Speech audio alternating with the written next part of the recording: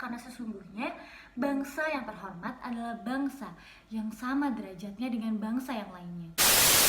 Hai, nama aku Hafsah Arafa dan kali ini aku akan membahas materi Semangat Kebangkitan Nasional pada tahun 1908. Lalu sebenarnya apa sih yang terjadi di Indonesia pada tahun 1908 atau mungkin sebelum 1908?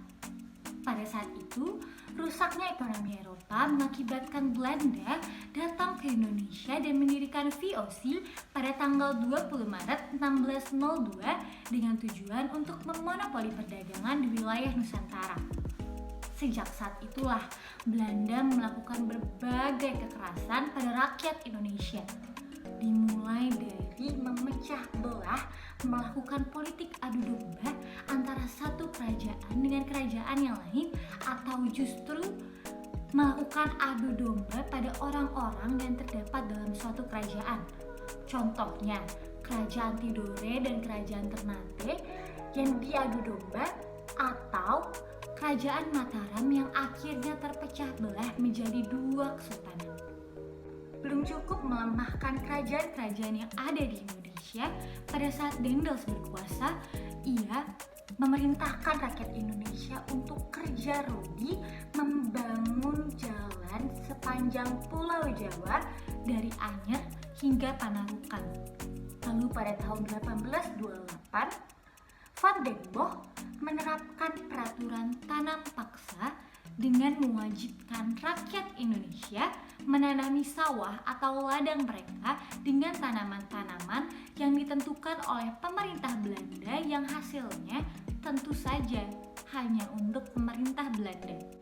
Hingga pada akhirnya Mr. Van Deventer mengusulkan pemerintah Belanda untuk menerapkan politik balas budi dengan memberikan edukasi, transmigrasi, dan irigasi kepada rakyat Indonesia. Walaupun pada awalnya hal ini diterapkan hanya untuk kepentingan Belanda semata, namun ternyata politik balas budi ini melahirkan dampak positif bagi Indonesia dengan munculnya masyarakat terdidik yang mulai menyadari pentingnya untuk merubah nasib Indonesia pada saat itu. Inilah yang membuat Sutomo dengan para pelajar Stovia mendirikan organisasi Budi Utomo pada tanggal 20 Mei 1908 atas usul dari Dr. Wahidin Sudirohusodo dengan tujuan untuk memajukan pendidikan yang ada di Indonesia dan untuk meninggikan martabat bangsa Indonesia. Program Budi Utomo hanya bersifat sosial, karena pada saat itu belum memungkinkan untuk melakukan pergerakan yang bersifat politik.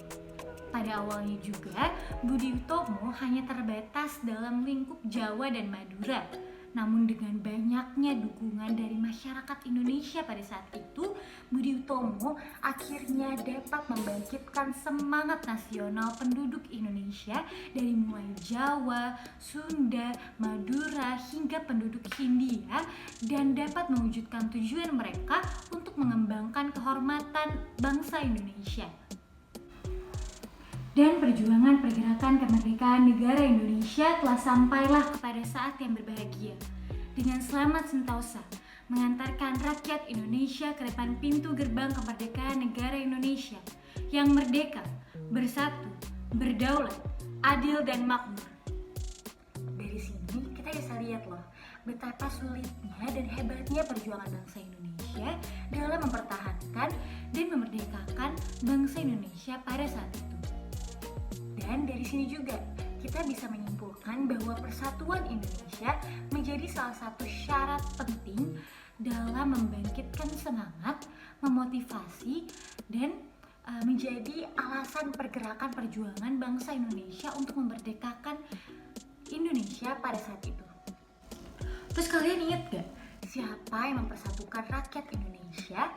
Siapa yang menyadarkan rakyat Indonesia bahwa mereka harus terus berjuang melawan penjajah, karena sesungguhnya bangsa yang terhormat adalah bangsa yang sama derajatnya dengan bangsa yang lainnya.